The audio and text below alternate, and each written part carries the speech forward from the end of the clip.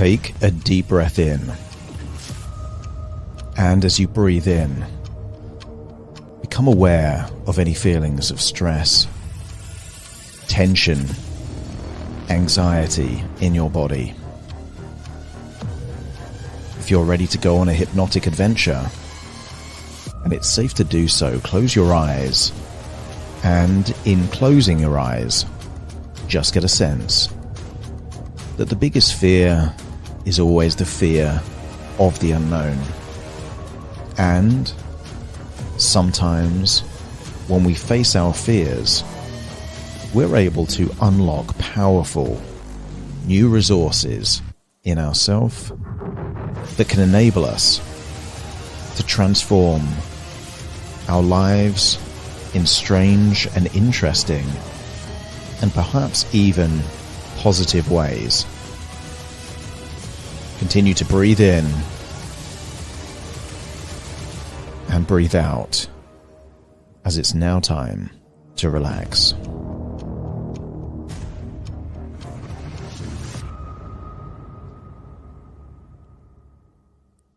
As you breathe in and breathe out, I want you to create as much tension as you can in your body right now. Clench the teeth and your jaw. Clench your fists. Scrunch your forehead. And create as much tension as possible. Flex the muscles in your arms and your legs, creating as much tension as you can. As you breathe in, I want you to breathe in a sense that you're about to release this tension, and then on the outward breath, let go. And as you let go, notice just how much of that tension is being released.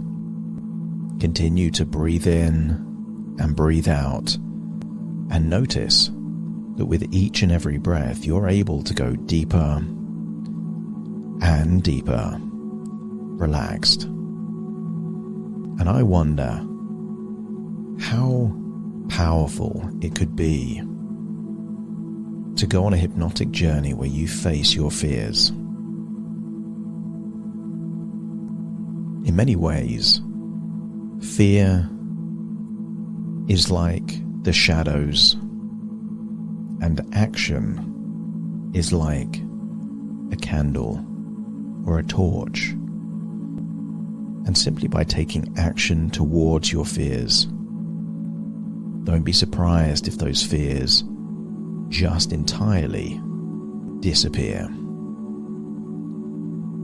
As you continue to breathe in and breathe out, I wonder what would happen if you activated the power of your imagination to imagine that you were traveling somewhere else. I want you to imagine that you can picture in your mind an old castle, perhaps on a hill or the side of a mountain in old Transylvania. Maybe you've seen pictures of those old historical castles in Eastern Europe. This is an old castle in a state of disrepair, broken windows, cold, in ruins perhaps. And I want you to imagine that you're arriving in Transylvania just as the sun is starting to set. Imagine walking up a pathway towards this old, ruined castle. And as you arrive at the castle door, just imagine it's now dark. And all you have is a candle, a flickering candle that just gives enough light for you to see the immediate vicinity around you. It's dark and you have nowhere to stay, so you decide that this castle is the only place of shelter. I want you to imagine holding a candle in one hand and walking through an old door into this ruined castle. And I want you to get a sense that this castle is designed for you to face fears from a place of safety. I want you to imagine that there is a large bubble. I want you to imagine walking into that bubble and seeing this bubble as being almost like a shield for you. This bubble can float, you can move around, you can see through the bubble, but it is like a force field. It's impenetrable to anything and anyone outside, and therefore it enables you to safely face your fears. Imagine there are many rooms in this castle, and I want you to first imagine going back to something that used to cause fear in your childhood. Not a person, but a thing. That thing might be an idea. It might be an old scary picture or a doll. But I want you to imagine that that fear exists in one of these rooms, but you are safely protected in this force-filled bubble. You have a candle in your hand so you can see and emit light from this bubble. Imagine floating into that room and seeing whatever was a source of fear in your childhood. Except this is just in your imagination. There is nothing real here. And we're going to use a process of playfulness to change anything that you feared as a child. And it may be that you don't even fear this thing anymore, but the goal here is to have fun playing with the concept of fear. In this room, in this old castle, you're now seeing something that you used to fear as a child, safely from your bubble, seeing it through the light emitted from the candle. And then I want you to use the power of your creativity, your imagination, to change this source of fear. If this thing you imagined having a scary voice, imagine changing the voice so it becomes squeaky or silly. Perhaps you can imagine, if it's a moving thing, that changing the feet for something like roller skates. Perhaps it's an idea and you can just splash color into this idea. And I want you to use the creative, playful part of your mind to play with the concept of this thing that used to cause fear. Keep changing it. Change the voice, the colors. If it's moving, change the clothes. Make it smaller if you want, the size of a kitten or even smaller. Play around with it until this thing becomes harmless and ridiculous. And in doing so, you're able to reclaim a childhood source of fear and maybe even terror. I want you to get a sense that all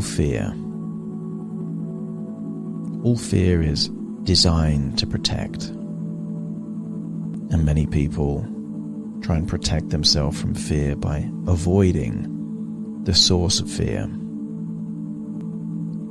But what if that propagates a belief, a myth that this thing truly is to be feared? The human brain struggles to differentiate between a genuine threat and a source of danger to something that is perceived to be a source of danger. I want you to get a sense that that creative, playful part of your mind is continuing to adjust whatever those childhood sources of fear were until they're completely neutral, or perhaps even make you smile or laugh. And at the point where you start smiling and laughing, I want you to see that this original source of fear just disappears into dust. It is, of course, just your imagination. And therefore, you can imagine this thing completely and totally disappearing.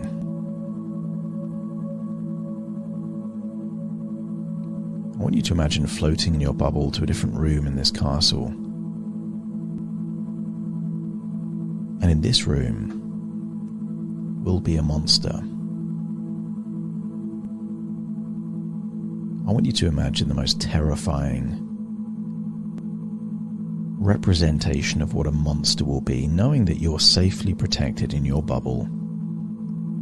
What would that terrifying monster be? How many arms or legs would it need? How big would it need to be? What teeth would it have? What would it look like? And you can draw references from any horror movie, any myths, stories that you were told as a child, characters from movies. It doesn't matter, but I want you to imagine that in this room is the most terrifying monster for you. And notice that you still feel safe in this bubble. You're able to observe it. You can see the monster, but the monster can't see you. You are invisible inside this bubble. You are safe inside this bubble. But you can see the monster. And I want you to accept the suggestion that this monster is just your imagination creating a representation of whatever is a source of fear for you. The monster may represent doubts in your own abilities. The monster may represent anxiety about the future. The monster may represent an old memory, or perhaps some unresolved issue. And I want you to imagine that you're making this monster the most scary monster it could be. And then I want you to imagine from inside this bubble that you are taming this monster. I want you to imagine you're taming this monster, first of all, by understanding this monster. Sometimes the things we do are from a place of misunderstanding. And just imagine that as you understand this monster more, already the monster starts to look less scary. I want you to feel where courage would be in your body